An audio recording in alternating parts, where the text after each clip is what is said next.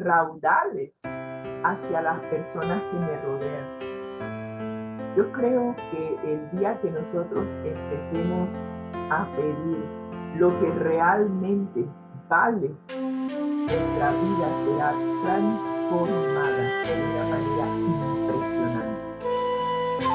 Así que este versículo a memorizar es impresionante porque nos está hablando de que Dios, que es rico en misericordia, rico en amor, Él nos ha dado, nos ha amado, nos ha dado vida. Y van 2 veces que vemos que Dios da. En Juan capítulo 3, versículo 16 nos dice que de tal manera nos amó Dios. Y aquí estamos viendo de qué manera nos amó Dios. Nos ha amado con su gran amor. Y cada vez que Dios nos ama con su gran amor, nos da algo. Y en Juan 3:16 lo hizo también. Porque de tal manera nos amó que dio a su Hijo. Y aquí nos está dando vida a través de su Hijo. ¡Wow! ¿Sabías tú que no se puede amar sin dar? Me río porque el enemigo de Dios, Satanás, nos ha hecho ver que cuando tú amas, tú debieras ser el receptor del amor. Él cambió la definición de amor. Sí, Satanás cambió la definición de amor y siente que, bueno, si yo amo, tú me tienes que dar a mí porque yo te amo. Pero Dios, que es amor, Satanás no lo es. Dios nos está diciendo de que cuando yo amo, yo soy el que doy. Así como Dios, cuando ama, da. Cuando Dios ama y nos amó y nos sigue amando, Él dio a su Hijo. Y a través de su Hijo nos da todas las demás bendiciones que están a nuestra disposición hoy, como vimos en el capítulo 1 de Efesios. Así que Dios nos ha dado vida. Y como el mismo Jesús dijo, Él vino para darnos vida y vida en abundancia. Y Dios nos está dando vida con Cristo. Así que cuando Jesús dice que vino para darnos vida y darnos vida en abundancia, es porque justamente Dios nos ama.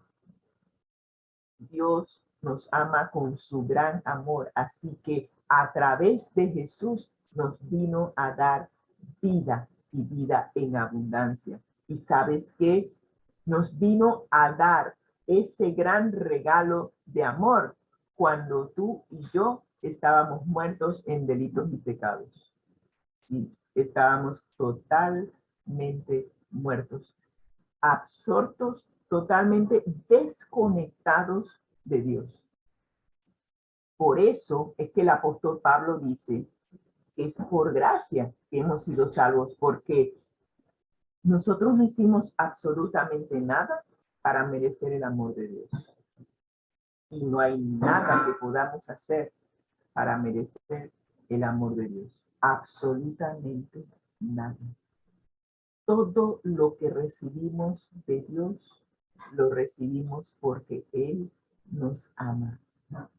Y si tú hoy estás carente de amor, dices, nadie me ama, puedes tener la plena seguridad de que sí hay alguien que ama y te ama con amor eterno, que no importa qué tú hagas o dejes de hacer, Él te va a seguir amando, porque Él es amor, no tiene manera de dejar de amar.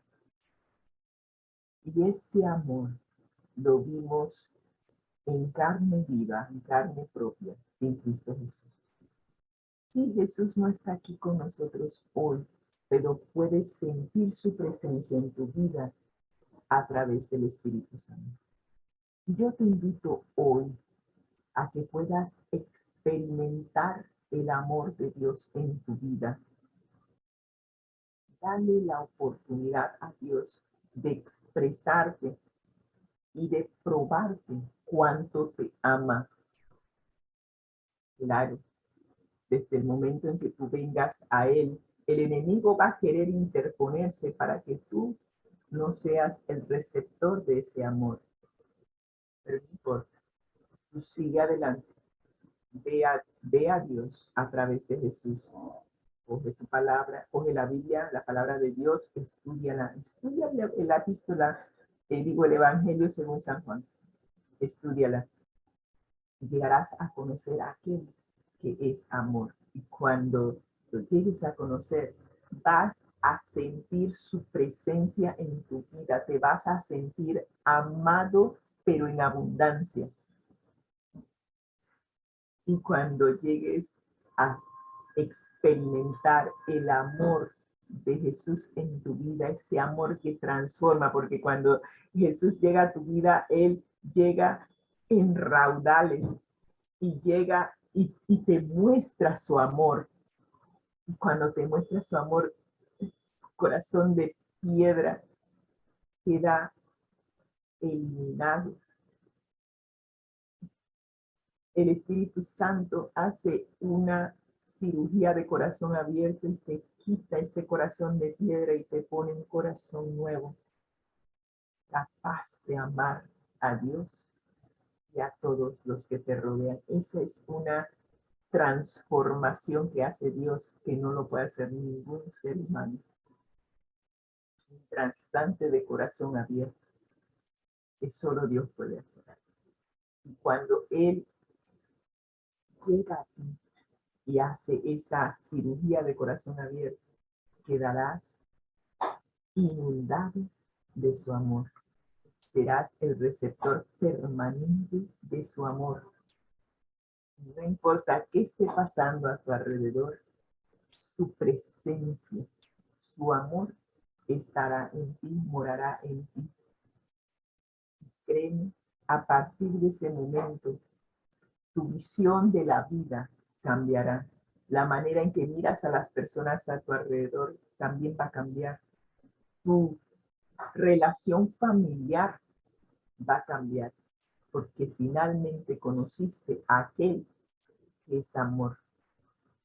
Cuando lo llegues a conocer y experimentar su amor, verdaderamente empezarás tú también a amar como Él ama. De eso se trata este versículo. Que nosotros seamos las vasijas receptoras del amor de Dios. Y ojalá que tú y yo hoy permitamos que Dios nos rescate con su amor. Su amor es lo único que nos puede transformar de esta vida a una vida que, ¿qué te puedo decir? Totalmente diferente a lo que está viviendo este Señor. Así que sigamos adelante. Hoy vamos a hablar acerca de cómo hemos sido salvados por Dios. Y la lectura bíblica para hoy es simplemente resumir Efesios capítulo 2, los primeros 10 versículos, que ha sido el estudio de esta semana. Y vamos a concentrarnos en la conclusión que hace Pablo en los versículos del 8 al 10. Y vamos a ver qué aspectos destaca al concluir el pasaje. Y nos dice los versículos 8 al 10 del capítulo 2 de Efesios. Porque por gracia sois salvos por medio de la fe.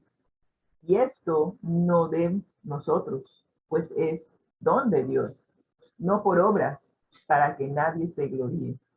Porque nosotros somos hechura suya, fuimos creados por Dios, creados en Cristo Jesús para buenas obras, las cuales Dios preparó de antemano para que anduviésemos en ellas. ¿Qué nos quiere decir el apóstol Pablo con su conclusión?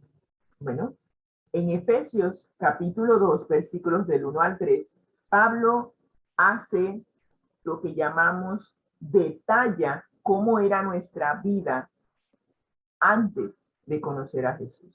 Dice, Pablo documenta que la salvación de los creyentes en Éfeso no se produce por su buen comportamiento. Sí, es que yo me porté bien. Así que como yo me porté bien, por eso Dios tiene que bendecirme. No, por ningún lado.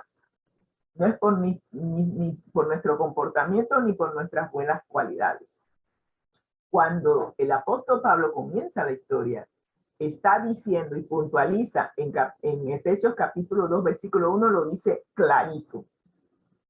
Dios nos dio vida a nosotros cuando estábamos muertos en delitos y pecados.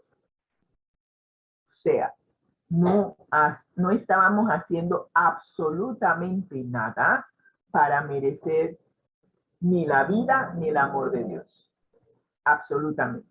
No hay ni una chispa de vida ni de valor en ninguno de ellos, ni tampoco en nosotros.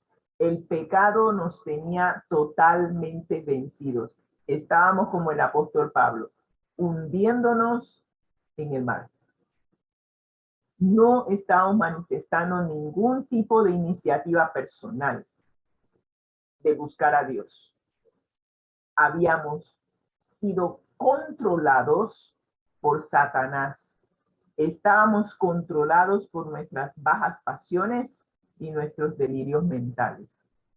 Totalmente alejados de Dios. Total.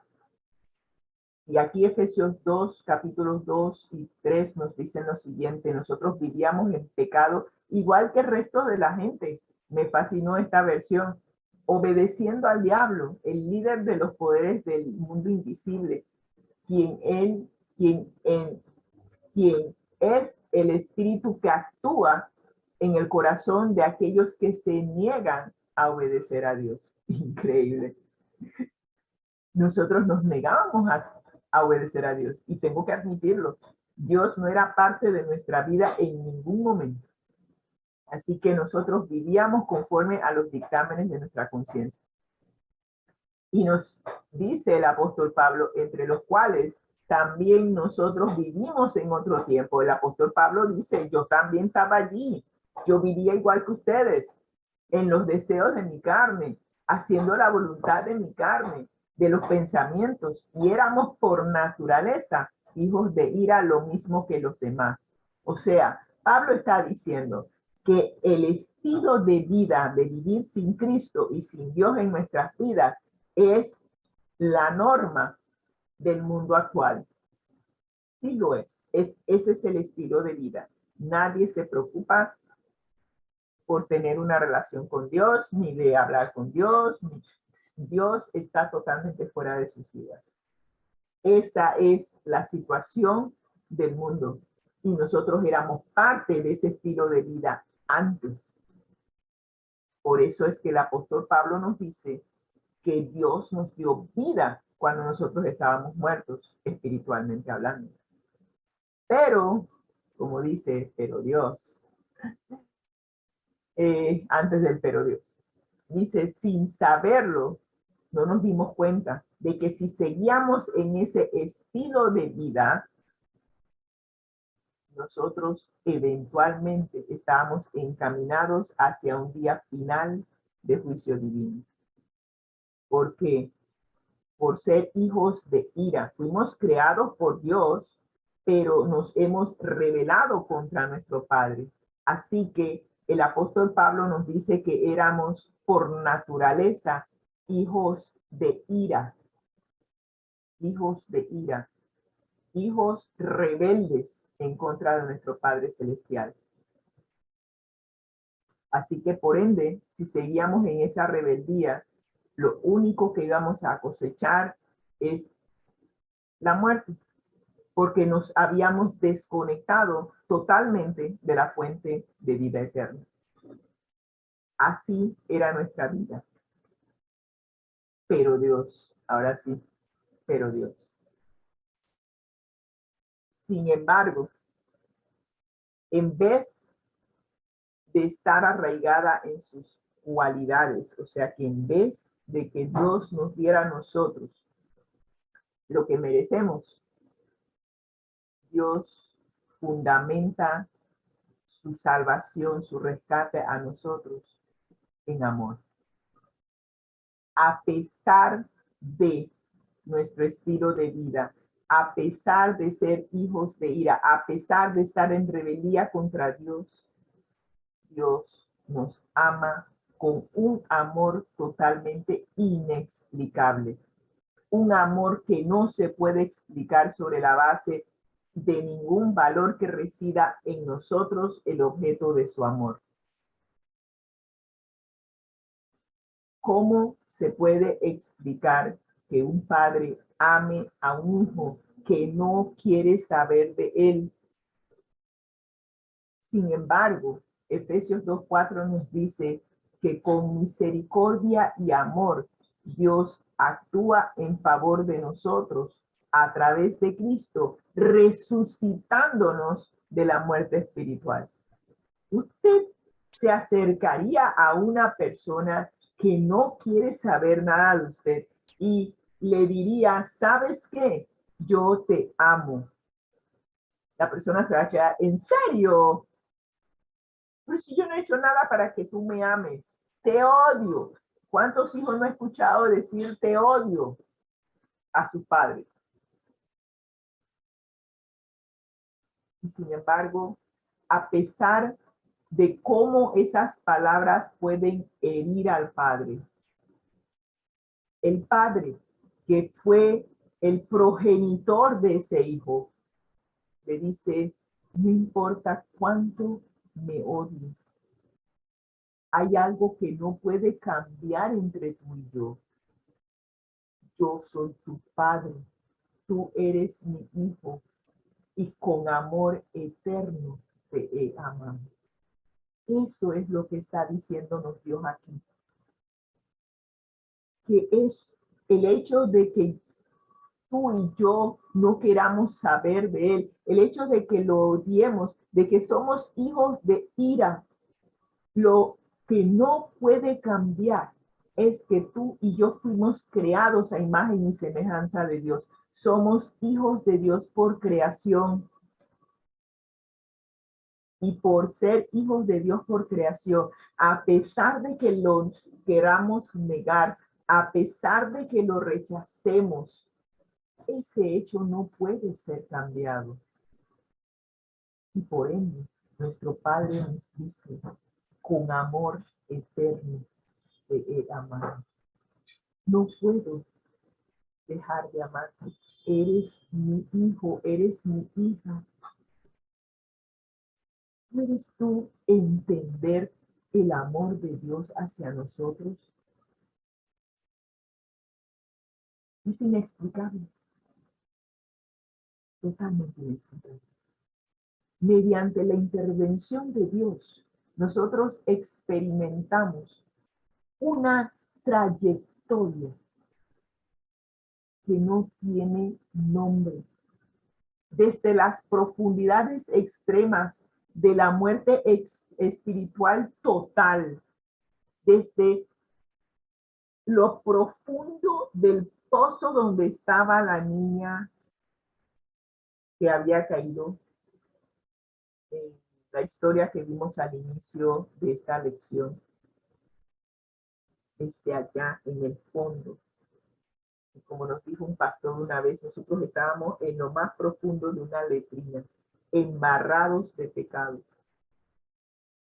Y allí Dios no metió una soga. Jesús se metió a la letrina.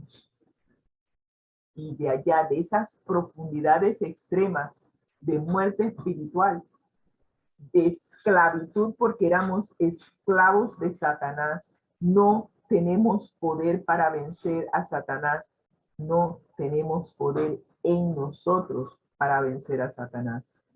Y desde esa profundidad, Dios hace algo que nadie puede hacer por nosotros.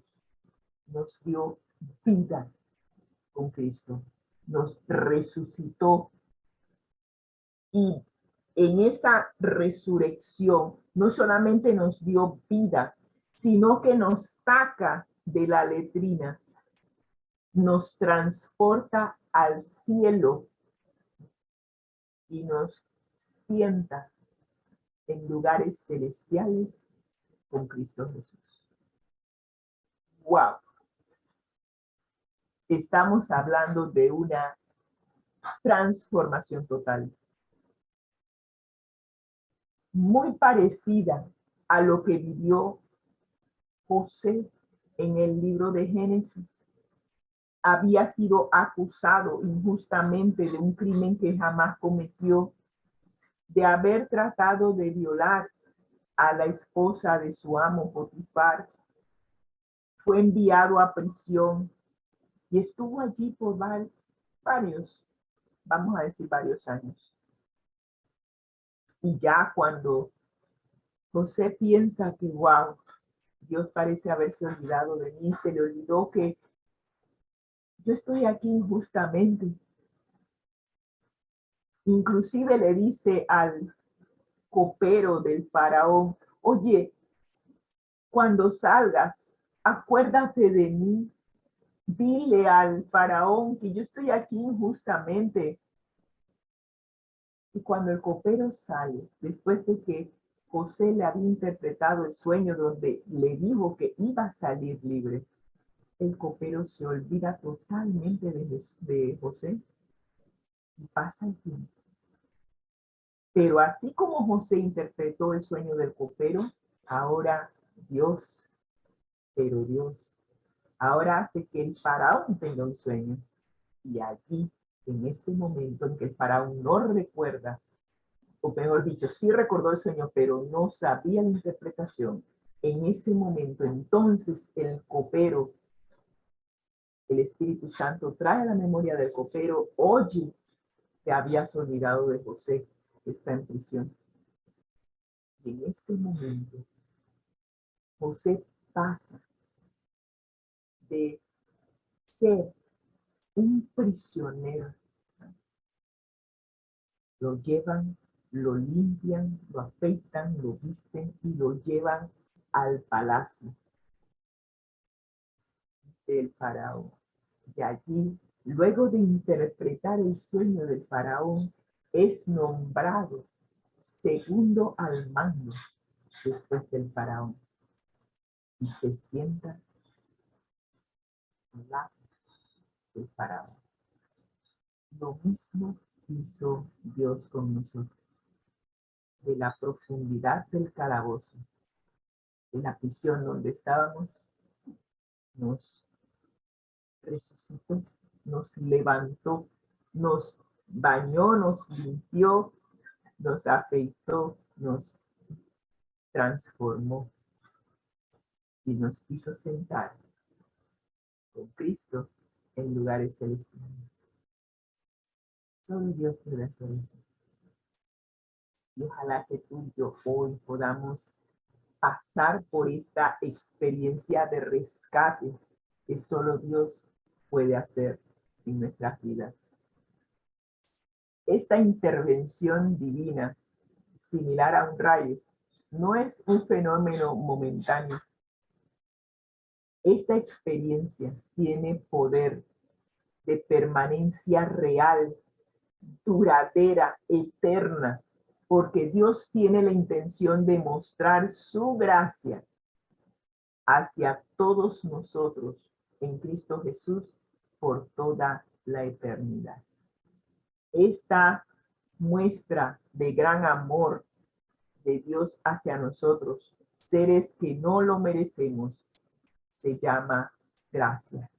Y esa gracia, ese regalo que nos hace Dios de transformarnos de esclavos a ser hijos adoptivos y sentarnos en lugares celestiales, va a ser la muestra ante el universo de su gran amor y su gran misericordia hacia nosotros, y esa muestra perdurará por toda la eternidad. Seremos objeto de estudio por toda la eternidad. Así que en conclusión, Efesios capítulo 2, versículos 1 al 10, específicamente los versículos 8 al 10, Pablo retoma el tema con el deseo de asegurarse de que nosotros podamos mantener en firme esta conclusión. Primero, somos salvos por una obra de transformación divina, no humana. Somos salvos por gracia, un regalo que Dios nos da.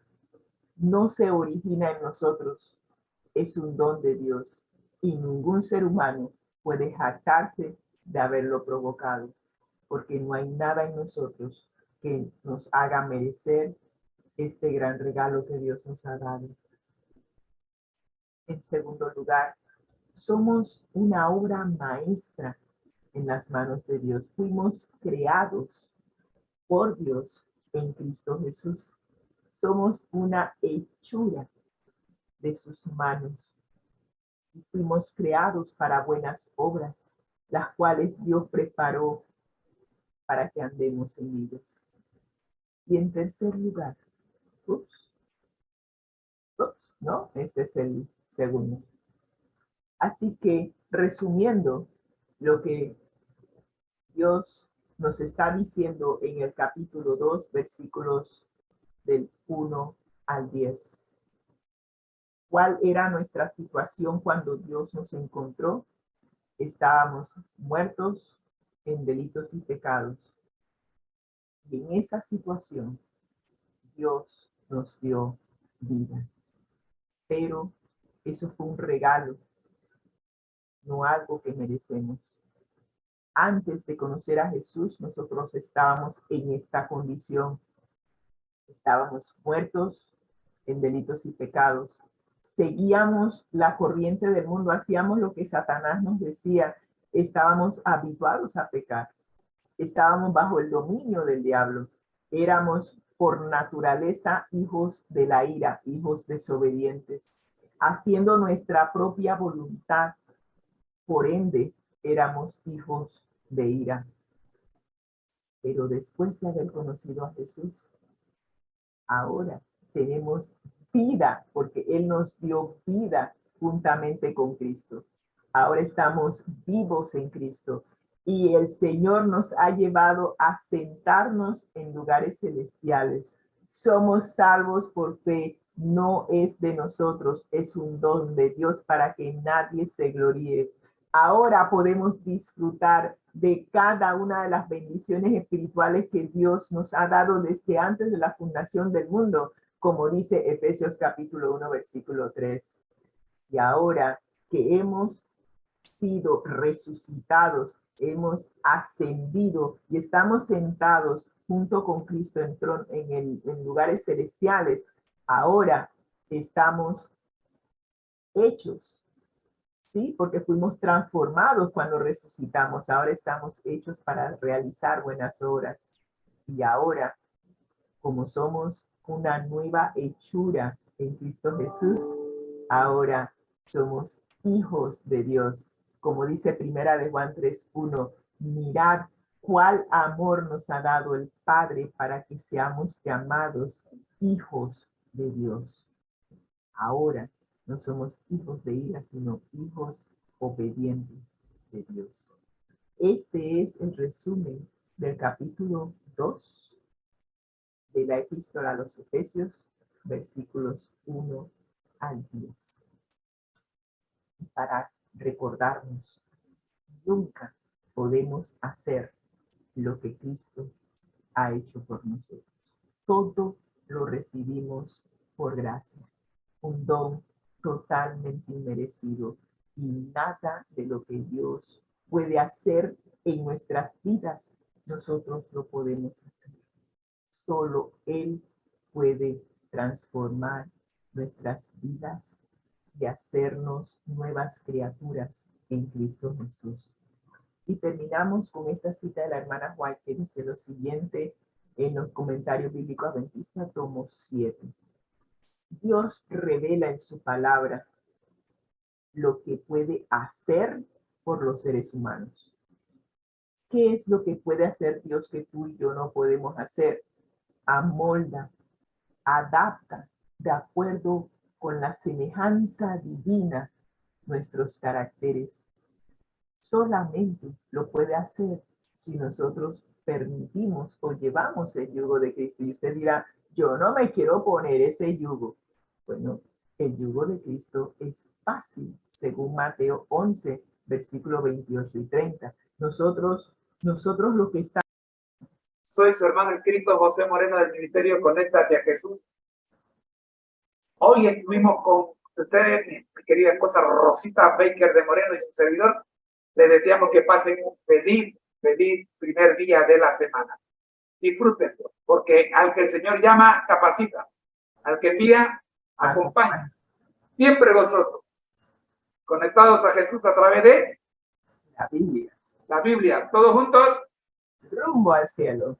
Rumbo al cielo, ¿verdad que sí? El Señor les bendiga. Nos vemos, si el Señor así nos lo permite, el día de...